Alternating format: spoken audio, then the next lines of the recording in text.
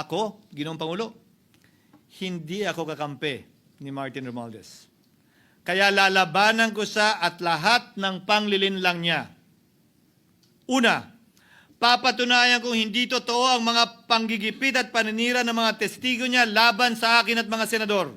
Pangalawa, tututulan ko ang paglilihis at diversyon na ginagawa niya palayo sa kanya at sa Kamara. Pangatlo, hindi ko papayagang sirain ang mga senador pag away-awayin tayo at sirain ang institusyon ng Senado.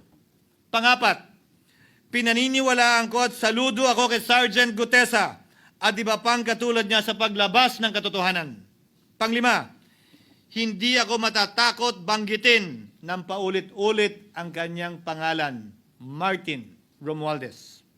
At ipaglalaban kong ipatawag at imbestigahan si Martin Romualdez at lahat ng kanyang mga kasangkot at kasama.